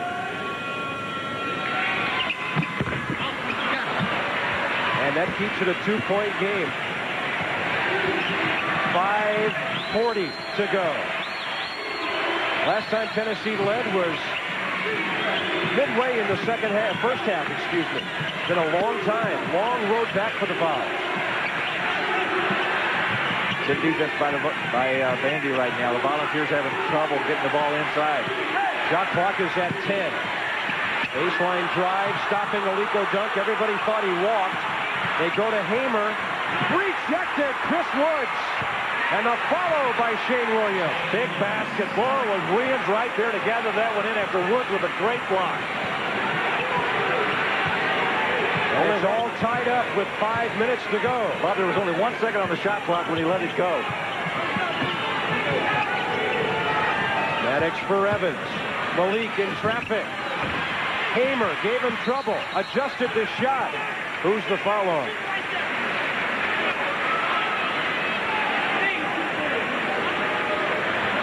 Oh boy, that could be 5 on a Lico dunk. So another Volunteer will be gone. Go back and take a look earlier as we talked about the block of Chris Woods. Watch inside as Hamer tries to go in there. Opportunistic, right in the right spot. Shane Williams to nail it. We've got a tie basketball game, but the Volunteers just lost another player. This is not what Kevin O'Neill likes about downsizing. A lot of that going on in business these days. He doesn't have enough bodies, and he's just lost 2 of them. Well, they just moved one of the walk-ons back up closer to some of the assistant coaches to get more involved in this game. They've lost 2 players. They've only got 5 active. And of course, they have a lot of guys who play a lot of minutes. Shane Williams plays 40 minutes almost every night. They've lost Damon Johnson at the 5:47 mark. A Lico dunk here at the 4:48 mark. Jason Moore's 7 minutes is going to go up. Tie game. Malik Evans at the line with 4:48 remaining. Now they've got Whitted and Hamer both in there at the same time. This is something they need to do anyway, because with Woods and Malik Evans in the game, it really was a mismatch for one of the other Tennessee Volunteers to have to guard Evans. Now they match up better on the inside. They've just got to be careful they don't foul. And the normally reliable free throw shooting Commodores have missed a couple. McMahon steps in. Howard Pride steps out. Malik Evans steps back to the line. Way short. Never had a chance to get over the iron. Evans, an 83% free throw shooter.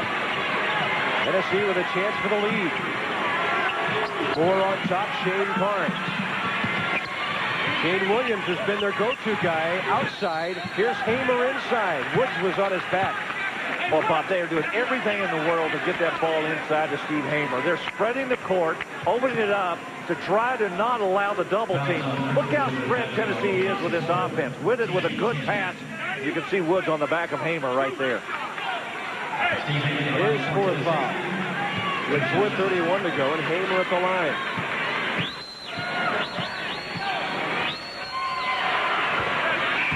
"21 points. Home team coach concerned. He checks Milburn back in. Malik Evans gets a breather. That may be a sign a guy's a little tired when he misses a couple of free throws that didn't get over the iron. Hamer got them both. He's not tired. But what a game he's played today, Bob. 22 points, 11 boards, partner. And Tennessee on top for the first time in a long time. And really nobody else to help him on that inside. He's really done it pretty much by himself. Great effort today. Drew Maddox. Watching him, Jason Moore. This is Secker. He's been quiet lately. McMahon kicks it to the corner for the 3. Well short. Up with it, Jason Moore. Smart move, get it back, set the offense. Yeah, when in doubt, give it to Shane.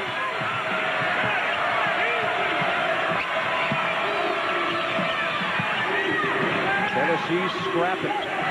A blood and guts blue-collar team is how Kevin O'Neill and his coaches describe these guys. Same way people talked about the Marquette squad, and it was Jason Moore stepping over the sideline. Officials timeout. 3:41 to go. And the Battle of Tennessee is just that. The visitors on top by a couple. Kelly from the Caribbean to the rain of Vanderbilt we go. And this gym over the years, they've been playing here 43 years. Vandy has won 79% of their games here. But listen to these numbers from recent years. They've won 34 of their last 36 since 92. And if we go back to 87, Larry Conley, they've won in here 85% of the time. That's got to mean something down the stretch in this game. Well, but right now, as the Volunteers have got the lead, they're up 2. Vanderbilt searching for some offense. Howard Pride out on top. Ronnie McMahon. Will he ever get that first field goal today? He's the man who has struggled. Pride with a good move inside. Couldn't scoop it over the iron. Shane Carnes comes up with it. Howard Pride, the sophomore of Huntsville, a little out of control that time. Whitted, he's managed to hang around, hasn't he? Playing up to the high post. There's Hamer down low. Gets it right back. Took a bit of a bump from Lucas. And then a bit of a block from Lucas. And another. And the Vols get it back. Underneath Hamer, and the whole bench was jumping up and down. They thought he was going to drop it. Look at Kevin O'Neill in your picture right there. He was right on the baseline, yelling and screaming, saying, come on, keep it going. This is one of the advantages of having the bench underneath the basket. Watch Hamer trying to go up, and Lucas right back again with a second block. Hamer and Lucas with a battle underneath the big man. Watch the ball go to the corner. That's Kevin O'Neill right there. He almost ran over the official, Tom Lowe. Great pass. Hamer fouled. He'll go to the line, and he makes his first. Hey, Larry, is it legal for a coach to set a screen?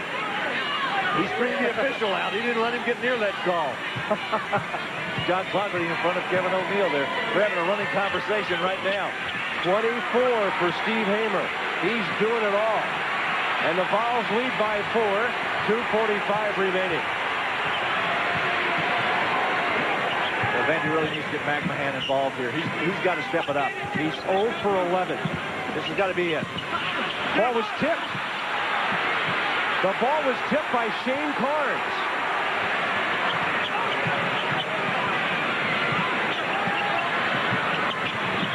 Shane Williams driving and dishing. Hamer keeps it alive, and finally, Brian Milburn says that's enough. Vanderbilt now missing its last 7 field goal attempts, and it's getting late. 2:10 to go. Milburn makes it 0 for 8. There was some contact, but it was clean from Whitted. And Whitted has to avoid that 5th foul. Nice pass. Oh, is that good? Whitted got his own, and that's only 4 for him, but a big 2 there. And Vanderbilt needs a timeout. They'll check Evans in. They'll check Maddox in with 1:55 remaining, and suddenly down by 6. O'Neill's Volunteers on an 8-0 run for the 6-point lead. One fall we took our son. ESPN's NCAA basketball, brought to you by Lexus Luxury Automobiles, the result of a relentless pursuit of perfection.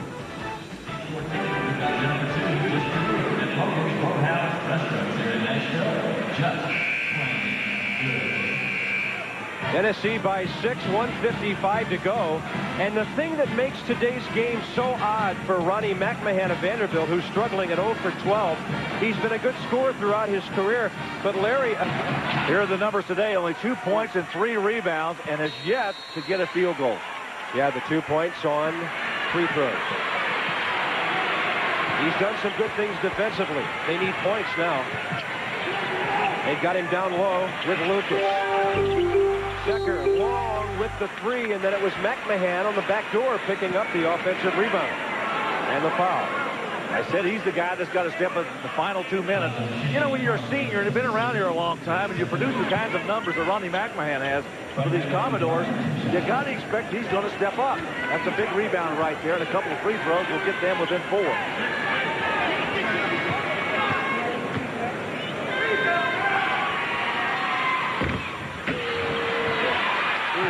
Well, Vandy is struggling from the free throw line. Number 1 in the conference, number 6 in the nation. The Commodores can't get one to drop. Evans missed 2 in a row.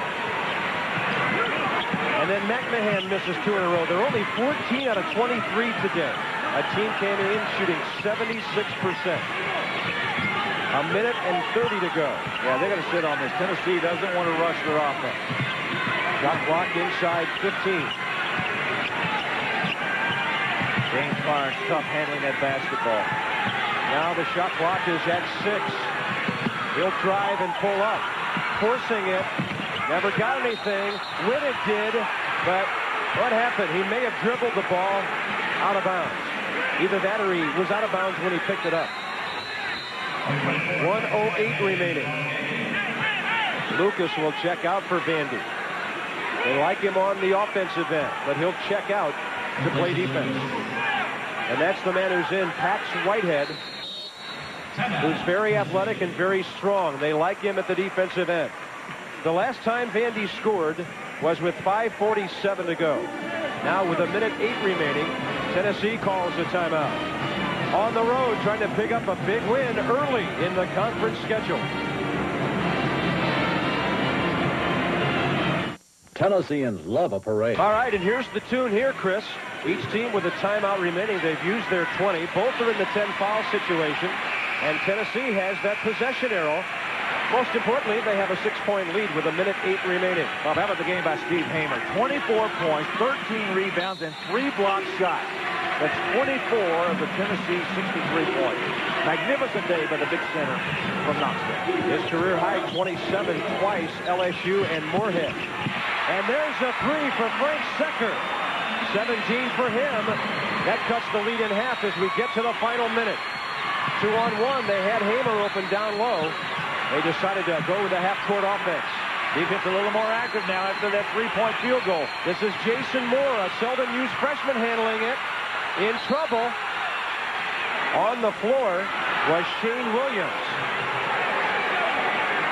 And they evidently called timeout. Tennessee got the timeout. Jason Moore, the man who doesn't play much, had the presence of mind to call the timeout. Pretty sharp play right there by a freshman. Tennessee out of timeouts. 42.9 to go. Fouls with the ball hanging on. Bob, go back and look at the play just prior to the timeout being called. Now look at the floor action right here. You can see 2 players from Vandy and Tennessee on the floor. Now look at the timeout being called right there. Jason Moore standing over the top of all the bodies says, I want a timeout. And he got it.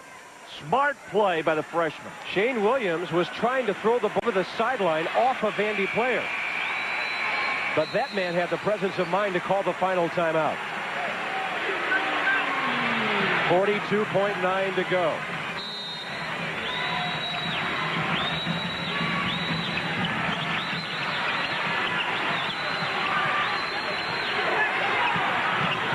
Ball tipped away, Ronnie McMahon.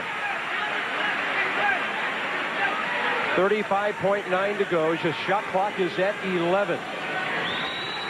And a 3-point lead. They've got to get a basket here and make it a 2-possession game. If they do, they'll win the basketball game. If not, it'll be the Vanderbilt 3-point field goal attempts, which they're so good at, deciding the victory or the loss today. Remember, this place has been a haven for buzzer beaters over the years.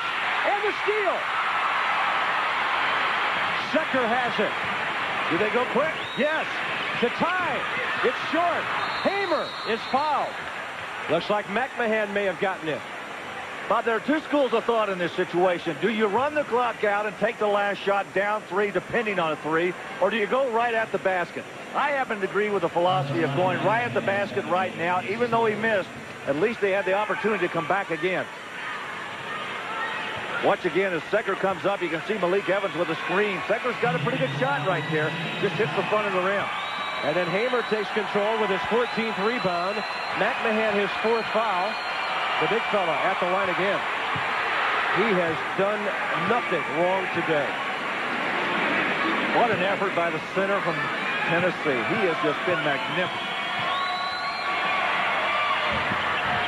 Now it's a 4-point game. Final 23 seconds. Shot clock is off. Secker for Evans. Malik taking the 3. Yes!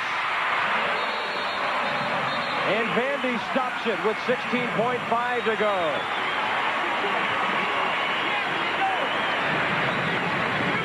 What a shot by Malik Evans. Coming into the game, he was 2 for 10 on three-point field goal shooting. A guy that you would not expect to take that shot at that time. And Larry, he looked very reluctant to take it at first. Got the ball right there, passed the shot, and then said, okay. And Hamer comes out to try to guard him, but that time it's already in the courts. Don't be afraid to go win this shit, okay? And understand, when you catch the ball... Really up to Tennessee now to simply protect the basketball, and if they get fouled, to make their free throws. Vandy needs a steal. They've got to have one in a hurry. All we got to do is take care of the ball and then make the free throws. Don't forget, coming up live from Dorado, Puerto Rico, final round coverage of the Senior PGA Tournament of Champions. Leaderboard crowded. Close one there. Close one here. We've got 16.5 remaining in Tennessee, looking for what would have to be considered the upset on the road. I don't know what's tougher, a 12-footer or a 22-footer from beyond the arc. It depends on your approach to crunch time. Can you do it or can't you? Now, at any time, he can run the baseline. The thing you get to now, you got to take care of the ball, make free throws. Hey, listen, no timeouts left. Hey, let's go out and be winners now, man. Go. 1, 2, 3.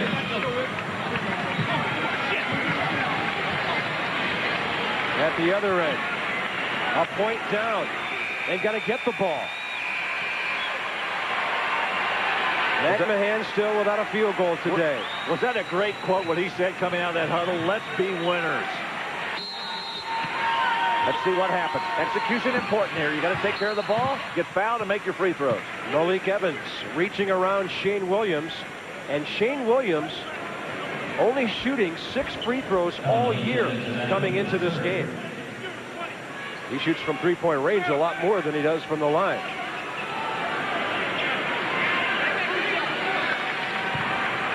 Kevin O'Neal pacing it, not the sideline, the baseline here.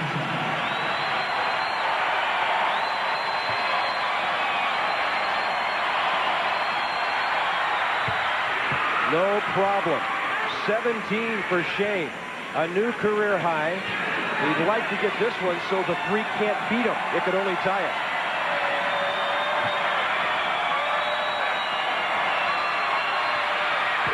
Big free throw.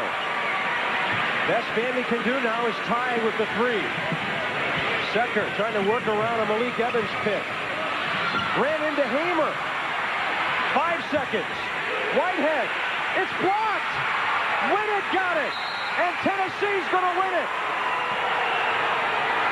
A foul by Pax Whitehead. They never got a decent shot.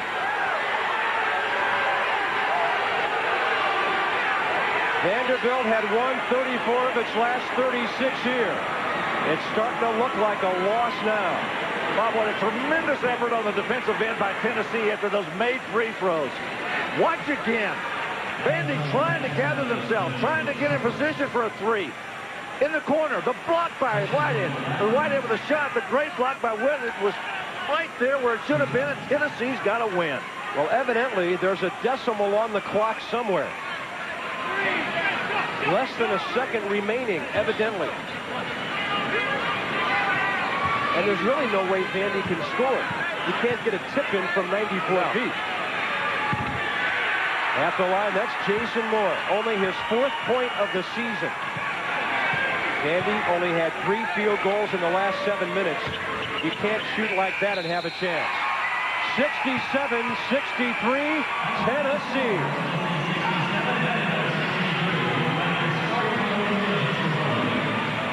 So the Commodores go cold. The Volunteers get the upset. For Larry Conley, Bob Carpenter. That's it from Nashville. And we're heading you to golf in Puerto Rico. That's it from Vandy as the Volunteers win it. And now to Jim Kelly and company at the Senior PGA Tournament of Champions. Would surprise some people in this area. Yeah, I don't think a lot of Tennessee fans thought the team would progress as quickly as they have, but you're correct about the football. We're back 2 years to the last time Tennessee won an SEC road game, and back to 1987 for the last time the Vols won at Vanderbilt. With just 7 scholarship players, this didn't figure to be the year to break the Vandy streak. But the Big Orange put the defensive clamps on, and slam the doors. Kevin O'Neill's team playing the blue-collar, blood-and-gut style that he loves. First half action, Vols on a 10-0 run. Damon Johnson to Steve Hamer for the bucket and one. UT up 13-7. Vols doing an excellent job of finding the big guy inside. Hamer slamming for 2 of his game-high 25 points. But the Commodores go on a 20-5 run of their own. Malik Evans leading Vandy with 18. The Doors ahead by 7 at the break. Second half, Frank Secker heating up. He had 5 3-pointers. Vandy increasing its advantage to 13. But it was all Tennessee from there. Shane Williams for 3. Got it. Williams with 18 points. Then Hamer takes over. Off the Carnes miss. Hamer with the rebound and a 3-point play. End of the game. Vandy down by 3. Kevin Whitted blocks Pax Whitehead to seal the victory. And look at O'Neill as he celebrates the biggest win of a new era in Tennessee hoops. The Vols prevail 67-63, snapping a 5-game losing streak against Vanderbilt. UT now 7-5 overall, 2-2 in the SEC. They're off till Wednesday when they travel to Auburn. Meanwhile, the Vols winning a big one, 67-63. Look at O'Neill. He climbs the chairs over there to celebrate the win. The Vols are now 7-5. Some folks were calling Gamecock basketball with Eddie Fogler. First up for the Gamecocks this past week was a trip to Knoxville, Tennessee, take on Kevin O'Neill and the Tennessee Volunteers, first-year coach and a good one. Kevin's outstanding, Jim. His teams at Marquette were Sweet 16 last year, led the nation in field goal defense. I think that's his real strong suit, is defense. Still, Stevie Hamer back there gives them a formidable center. He did hurt us, 7 foot with great touch. A game we basically controlled, Jim, for the most part, and lost in the last minute or so. A tough loss in that we were the better team, but didn't win it on the scoreboard. The game plan going in? Well, to stop Hamer, which I think we stopped his attempts, he just made those attempts he got, and his offensive rebounding, he was just too big in there. And to play a lot of zone, I thought our zone was effective. Obviously, Malik Russell fouling out with 16:41 to go was a major negative for us and really hurt us as we had trouble scoring down the stretch. All right, let's check out the highlights as the game unfolded from Knoxville, Tennessee, UT and USC at the Thompson Bowling Arena. Tennessee plays a sagging man-to-man, Jim, as you can see here, and they just pack it in, making you make shots. And there's Andy Bostic. Andy shot the ball very well in this game and broke out of a slump, in my opinion. Here we are running an out-of-bounds play, set play, screen down, another play for Bostic on a staggered screen. Nice screen by Peter Van Elswick, and Andy shoots for 3. When you find a hot shooter on this team, you go right to him. Well, we try, and of course there's a nice screen on the ball by Formanek, and Melvin Watson pulling up behind the screen for 3. 10 of 21 from 3, Jim, in this game, and that's good news. And, you know, we got to win when we make those shots, though. Here's Melvin again, and the Gamecocks with a 5-point lead, 20-15, with about 9 minutes to play in the first half, and playing very well. Played very well, Jim. Started a little slow, but kept battling it. There's an inside to Malik Russell. Ryan Stack, nice fake, and up and off the board. Ryan, I thought, played very well, and certainly playing in his home state of Tennessee, he had to be nervous about it. There's Malik Russell making a 3. His first of the year. Hallelujah. There's a staggered down screen for Ryan, and we call that play. We believe Ryan can make the outside shot, which he did. 9-point lead for Carolina at that point. And you go into the second half. Carolina up 8 at the break. And Bostic with the 3. Here we are running motion. Nice screen down. Malik Russell and Carey Rich for 3. 40-30, the Gamecocks up. But just a short time later, the turnip seed and Associates turning point of the game, Malik Russell with 4 fouls, goes up in the air, commits the foul, and fouls out of the ball game with 16:41 remaining. And now the Womack Nursery Company play of the week. Peter Van Elswick on the offensive glass. He'll jam it home. And our thanks to the Womack Nursery Company, not just for the play of the week, but also our highlights every week. Tennessee moving the ball and gets the foul.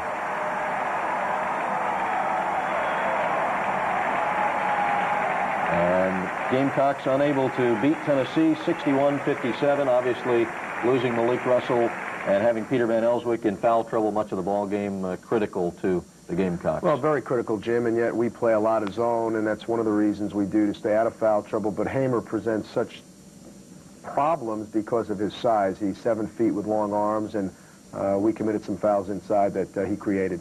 Gamecocks spent a couple of days at home, then headed off to Tuscaloosa, Alabama. Jim has been an unpleasant stop for the Big Orange. That wasn't the case yesterday. The Vols rallied from 13 down with 14.5 to play to beat Vandy 67-63. The Vols' first win over the Doors in Nashville since '87. Leading the way, 7-footer Steve Hamer with 25 points, 15 rebounds. The Vols improved to 7-5. 2-2 in the conference. Tennessee travels to Auburn Wednesday night. Speaking of the Vols, Tennessee's Steve Hamer has been named SEC Player of the Week. The big guys averaged 22 points and 13 rebounds in wins over South Carolina and Vandy. Hamer leads the league right now in rebounding with over 9 per game.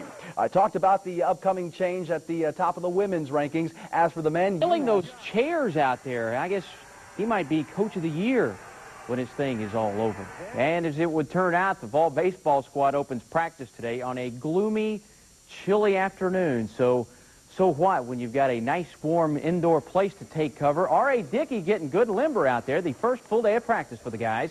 They are set to defend their SEC title. The Vols preseason ranked in the top 10 in most publications, and Todd Helton picked by one as its Player of the Year. A big night coming up next Thursday. The Vols having their annual bullpen dinner. It's set for the Hyatt Regency. Former Vol and current Milwaukee Brewers manager Phil Garner to be the guest speaker. Well, you'll want to watch this weekend's Senior Bowl. You got 4 Vols in the thing: Billy Williams, James Stewart, Ben Talley, and Kevin Mays. And Kevin already as big as many of those guys in the NFL. He'll get the chance to show off what he can do this weekend in front of pro coaches. Says he really has no preference on where he'd like to play. You know, I don't really care who I play for. I'd like to stay somewhere in this region, you know. I don't know if L.A. or somewhere like that would really be me, but, you know, I would go to Antarctica and play for the money they make, so it doesn't really matter to me. Early indications are Kevin rates in the top 5 guards in this year's draft. The Senior Bowl set for 2 o'clock. It's Saturday down at Mobile, Alabama. Well, how's this first win of the season? A 67-63 victory over Vanderbilt. Their first in Nashville since '87. Steve Hamer leading the way with 25 points and 15 boards. And for his effort, the 7-footer named the SEC Player of the Week. The Vols play at Auburn on Wednesday. UMass High school football.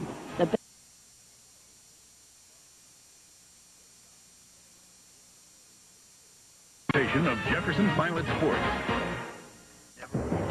After enduring their first losing season in 18 years, the LSU Tigers return for the '95 campaign, determined to reclaim their winning tradition. Returning starters have played with renewed intensity. Gaping voids in the '94 lineup have been filled. It seemed as if the old tradition had come back to life. But then, in the blink of an Arkansas eye, the Tigers' hopes for '95 took a hard fall on the hardwood. Kevin O'Neill takes the helm at Tennessee after the Vols lost a record-tying 22 games in '94, with only 2 starters returning. '95, a rebuilding year for the Vols. Already, though, there are glimpses that the once proud program is on its way back to its former glory. A battle for the future here in Knoxville next.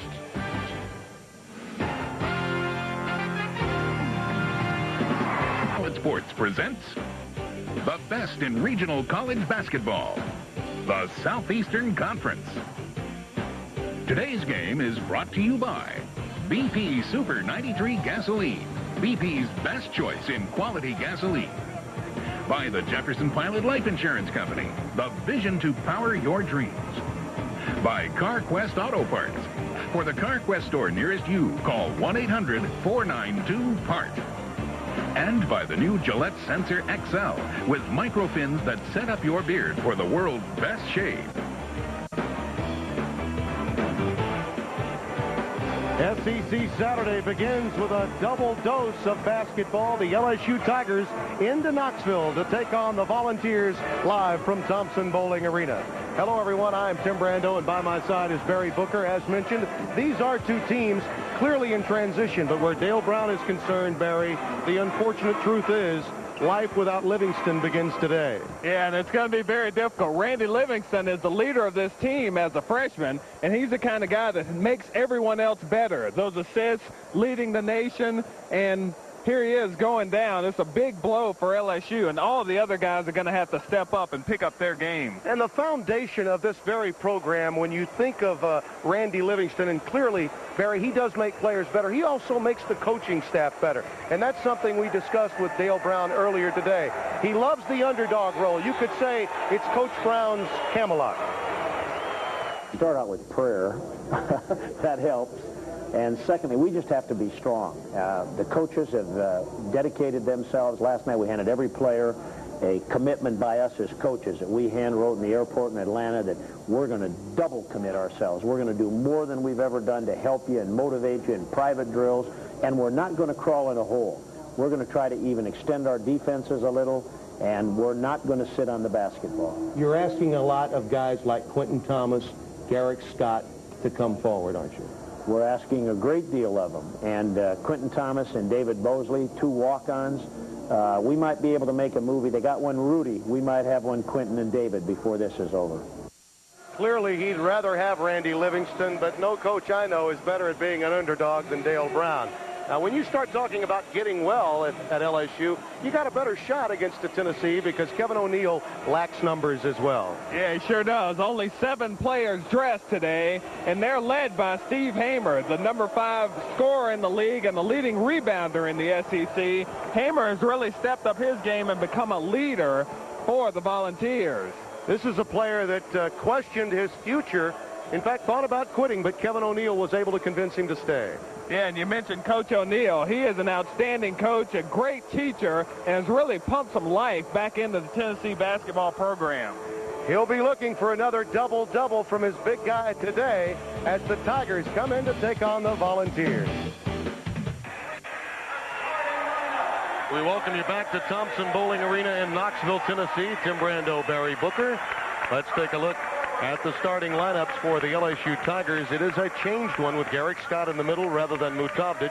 Quentin Thomas, the walk-on, will be at the point with Ronnie Henderson and Clarence Caesar, the go-to guys, and Landers Nolly has been outstanding in his first year. Tennessee will be led by Kevin Whitted, a very versatile player for Dale Brown. Obviously the head coach of the LSU Tigers. The Volunteers lineup looks this way. Damon Johnson, Kevin Whitted will be at the forward. Steve Hamer in the middle.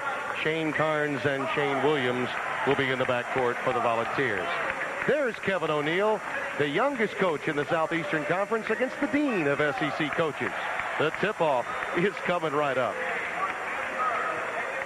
You're back to Knoxville, Tennessee. Thompson Bowling Arena, the site. The first of 2 on Jefferson Pilot Sports today. Our officials today led by Jim Burr, David Dodge, and Leroy Richardson. Volunteers are a 5-5 team on their home floor. 8-9 overall, 2-6 in the league. You see the Tigers have won the last 5 meetings, 8 of the last 10 overall. Tennessee leads the series all time. Of course, Ray Mears with those magnificent seasons here, most of which came prior to Dale Brown's arrival in Baton Rouge. The opening tip controlled to Quentin Thomas, and the walk-on guard for the Tigers runs their show. And tempo is going to be critical today. LSU wants to push it up and get some easy baskets, and Tennessee wants to slow it down, get it into Hamer. Henderson on the offensive glass has it stripped away. Damon Johnson comes away with it. Good job by the Volunteers swarming that rebound. Carnes, the freshman from Oak Hill Academy and Kingsport, Tennessee, with a 3-pointer to begin things for Kevin O'Neill's team. Shane Carnes, an excellent 3-point shooter at about 38%. That's kind of a quick shot for Tennessee. You won't see much of that. Caesar answers the bell with a 3 of his own. I think it's very important for LSU to get out to a quick start because Tennessee's such a great front runner. If they get an 8 to 10 point lead, it's awfully difficult to come back against a team that prides itself on defense like Kevin O'Neill. Yeah, and they slow it down. They're not a good comeback team because they're not deep and they're not able to get out and put the pressure on you. Sharp contrast in styles with these two teams today.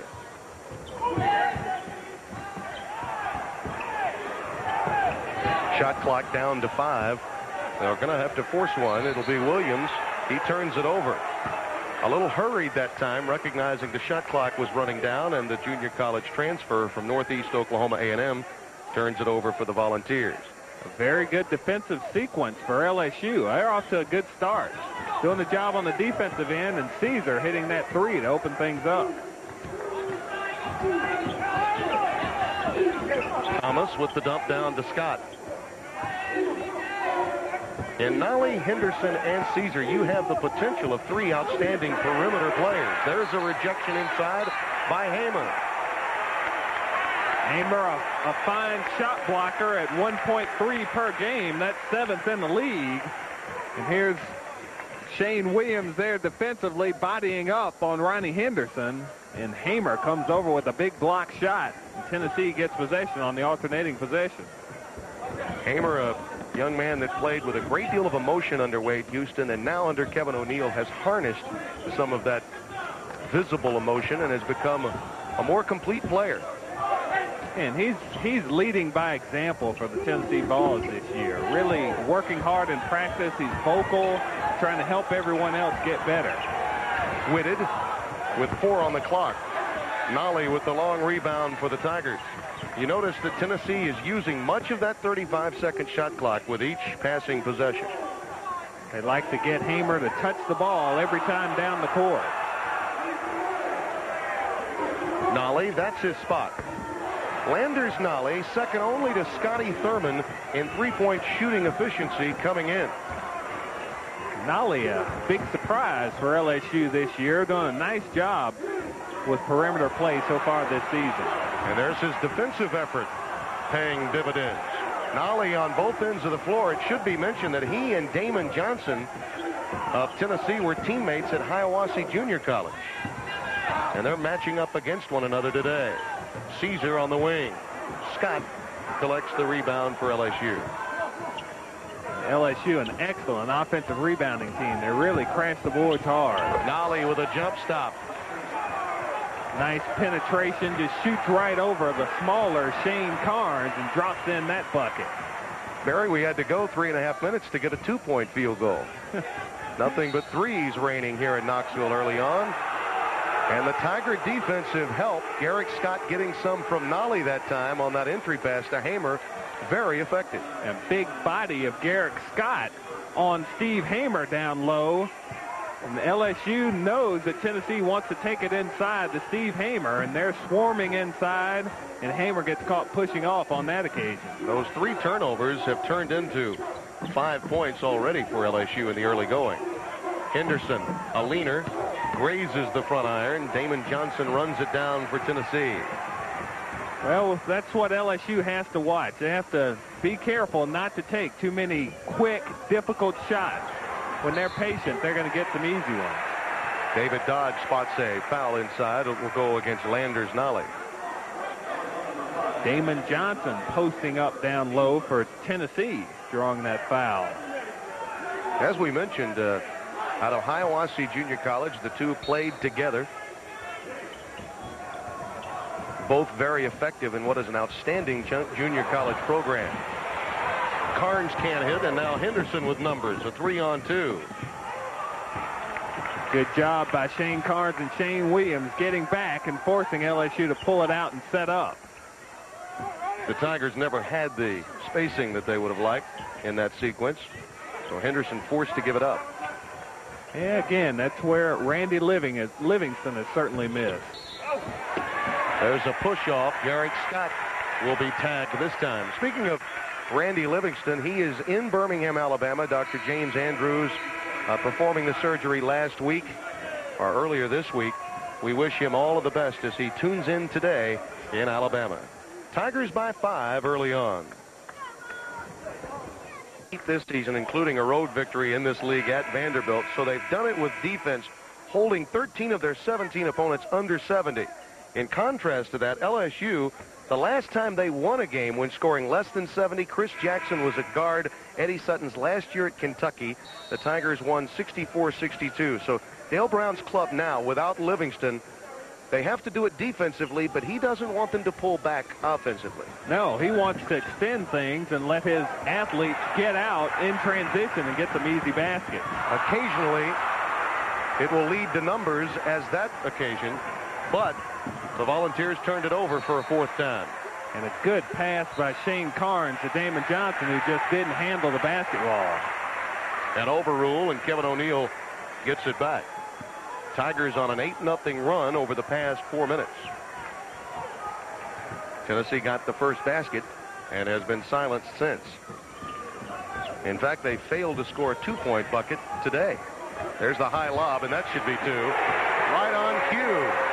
To the easy way. Excellent high-low setup by Tennessee and a good entry pass, and Hamer knows what to do with it when he gets it that close to the basket. Junior from Grand Junction, Tennessee.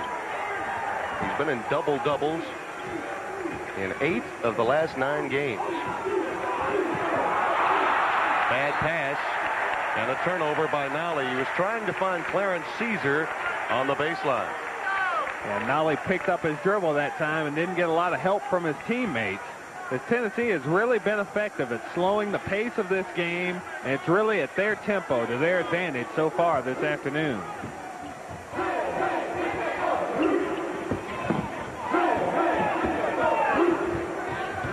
Damon Johnson looking to find Hamer.